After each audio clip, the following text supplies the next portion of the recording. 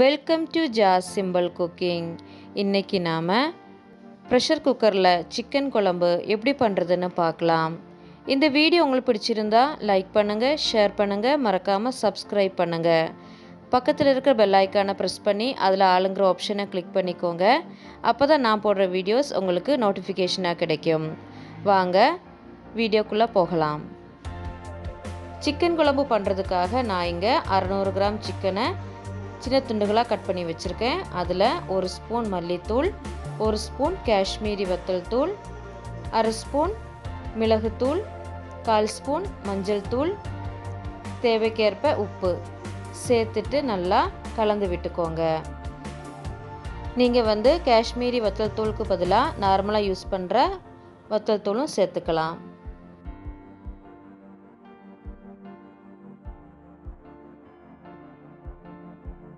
இப்போ மசாலாலாம் சேர்த்து நல்லா கலந்து விட்டதுக்கப்புறமா மூடி வச்சு ஒரு அரை மணி நேரம் வெயிட் பண்ணலாம். இப்போ இதை சைடில் எடுத்து வச்சுக்கலாம். அதுக்கப்புறமா ஒரு மிக்ஸி ஜாரில் ஒரு பெரிய வெங்காயம் கட் பண்ணி சேர்த்துக்கோங்க.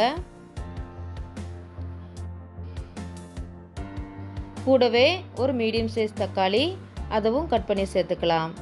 ஒரு பச்சை மிளகாய், ஒரு சின்ன துண்டு இஞ்சி சின்னதாக கட் பண்ணி சேர்த்துக்கோங்க.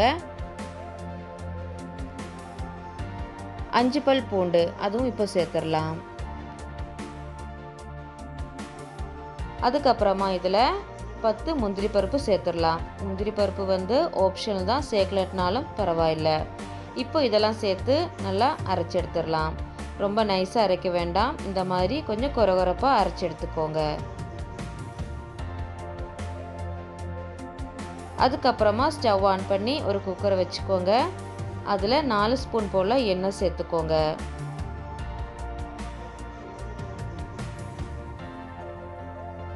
எண்ணெய் சூடானதும் இப்போ இதில் 4 கிராம்பு, 2 ஏலக்காய், 2 துண்டு பட்டை இது இப்போ இதில் சேர்த்துடலாம். சேர்த்துட்டு லைட்டாக வதக்கி விட்டுக்கோங்க. இப்போது மசாலாலாம் லைட்டாக வறுபட்டதும் இப்போ இதில் நம்ம ஏற்கனவே அரைச்சி வச்சுருந்த தக்காளி வெங்காய விழுதை சேர்த்துடலாம்.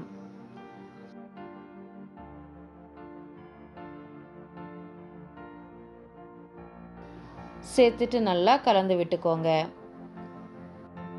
தக்காளி வெங்காயம் எல்லாம் நல்லா வதங்கி இஞ்சி பூண்டோட பச்சை வாசனை எல்லாம் போகிற வரைக்கும் இது நல்லா வதக்கிக்கலாம். ஒரு 3லேருந்து 4 நிமிஷம் வரைக்கும் சிம்மில் வச்சு நல்லா வதக்கி விட்டுக்கோங்க.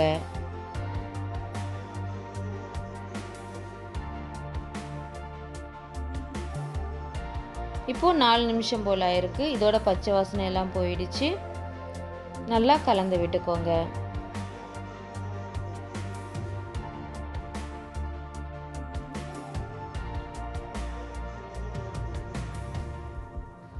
நல்லா வதக்கி விட்டதுக்கப்புறமா இப்போ நாம் இதில் ஊற வச்சுருந்த சிக்கனை சேர்த்துடலாம்.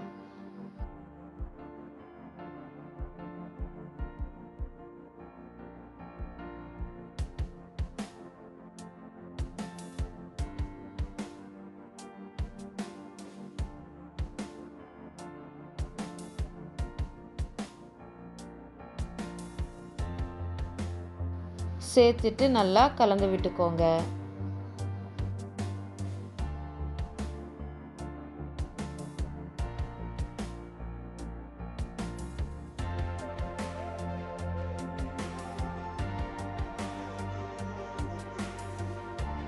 நல்லா கலந்து விட்டதுக்கு அப்புறமா மூடி வச்சு ஒரு 2 நிமிஷம் வேக வைக்கலாம்.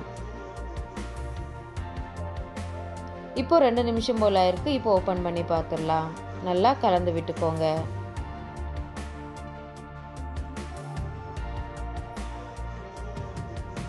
இப்போ இதில் தேவைக்கேற்ப தண்ணி சேர்த்துக்கலாம். நான் இங்கே அரை கப் தண்ணி சேர்த்துருக்கேன். சேர்த்துட்டு நல்லா மிக்ஸ் பண்ணி விட்டுக்கோங்க.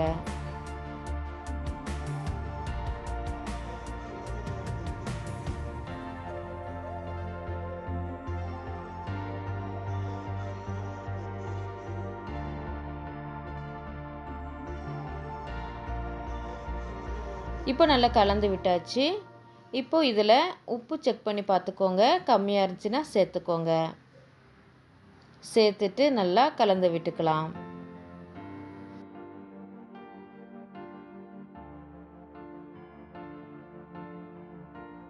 நல்லா கலந்து விட்டதுக்கப்புறமா மூடி வச்சு மீடியம் ஃப்ளேமில் ஒரு விசில் வர வரைக்கும் வெயிட் பண்ணலாம்.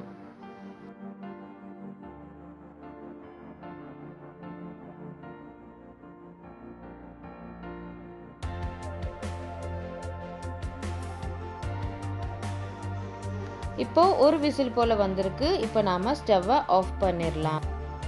குக்கரில் உள்ள ப்ரெஷர்லாம் போகிற வரைக்கும் வெயிட் பண்ணலாம். இப்போ நல்லா ப்ரெஷர்லாம் போயிடுச்சு. இப்போ நம்ம ஓப்பன் பண்ணி பார்த்துடலாம். பாருங்க, சிக்கன் கறி வந்து பார்க்கவே சூப்பராக இருக்கு. சிக்கன்லாம் நல்லா வெந்திருக்கு. நல்லா கலந்து விட்டுக்கோங்க.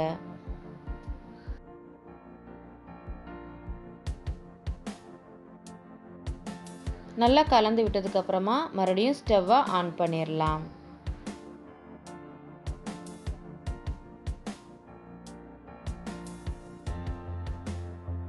இப்போ குழம்பு வந்து லைட்டாக கொதிக்க ஆரம்பித்ததும் இப்போ இதில் 1/2 ஸ்பூன் கரம் மசாலா சேர்த்துடலாம்.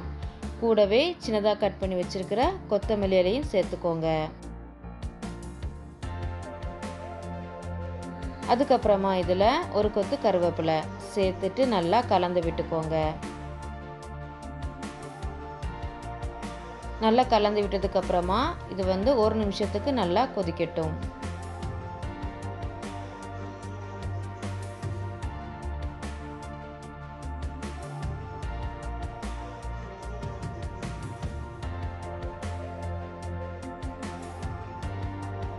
இப்போ 1 நிமிஷம் நல்லா கொதிச்சுட்டு இப்போ நம்ம ஸ்டவ்வை ஆஃப் பண்ணிடலாம். அவ்வளோதான், நம்ம சிக்கன் குழம்பு ரெடி ஆயிட்டு. இது வந்து சாதம், சப்பாத்தி, பூரி, ரொட்டி, ஆப்பத்து கூட எல்லாம் வச்சு சாப்பிட்றதுக்கு சூப்பராக இருக்கும். டேஸ்ட்டு வந்து ரொம்ப நல்லாயிருக்கும். கண்டிப்பாக வீட்டில் ட்ரை பண்ணி பாருங்கள். தேங்க்ஸ் ஃபார் வாட்சிங்.